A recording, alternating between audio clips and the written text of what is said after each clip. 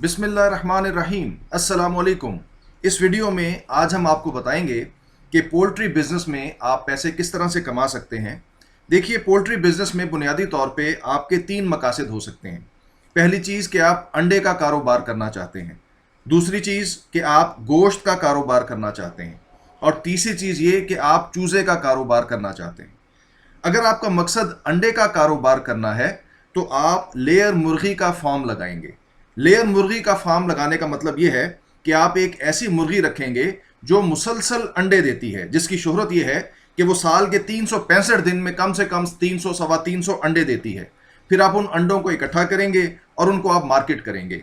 जब आप लेयर मुर्गी का फार्म लगाते हैं तो उसके साथ आपने मुर्गा नहीं रखना होता, वो सिर्फ मुर्गी होती है और उसके अंडे का मकसद ये होता है कि उसको खा लिया जाए या किसी और मकसद में इस्तेमाल कर लिया जाए, यानी कि उसमें से चूज़ा निकालना मकसूद नहीं होता।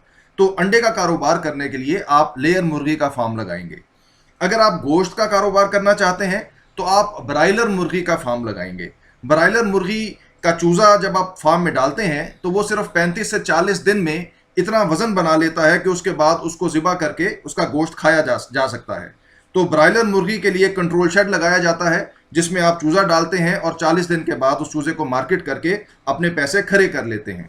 और अगर आप चूज़े का कारोबार करना चाहते हैं तो उसके लिए आप हैचरी लगाते हैं। हैचरी लगाने का मतलब ये है कि आप एक ऐसी मशीन लगाएंगे जिसमें आप वो अंडा लगाते हैं जो ब्रीडर का अंडा होता है, यानी कि वो अंडा जो मुर्गे और मुर्गी के मिलाप से पैदा होता है। उस अंडे को जब मशीन में लगाया जाता है और एक तवील प्रोसेस से गुजारा जाता है, मुर्गी का अंडा 21 दिन में चूज़ा बनता है। तो उस चूज़े को फिर आप मार्केट करते हैं। अब ये चूज़ा जो है ये ब्रायलर का चूज़ा भी हो सकता है, ये लेयर का चूज़ा भी हो सकता है, और ये देसी ब्रीड्स का चूज़ा जैसा कि गोल्डन मिस्री है, RIR है, आस्ट्रोलॉप है, इस तरह की और मुर्गियां हैं, लोमन ब्राउन है, ये उनका चूज़ा भी हो सकता है जिस चूज़े को आप सेल करें और लोग वो चूज़ा खरीद के अपने फार्मों में डाल के वहाँ पे उनकी परवरिश करते हैं।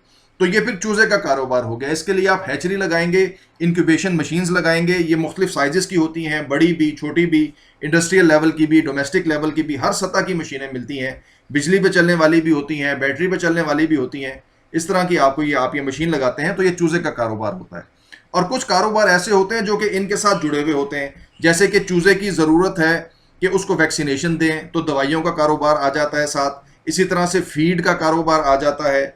इसी तरह से अगर आपने लेयर का फार्म लगाना है तो उसमें आपने पिंजरे बनाने हैं तो उसमें केजेस का काम आ जाता है। इसी तरह से अगर आपने कंट्रोल शेड लगाना है तो उसमें और बहुत सारी चीज़ें हैं, उसमें आपको पंखे लगाने पड़ेंगे, उसमें आपको फीडर्स, इसी तरह से ड्रिंकर्स यानी कि खाने पीने का सामान, मैन्योर कलेक्शन का सिस्टम, इस तरह की और बहुत सारी चीज़ें लगानी पड़ती हैं।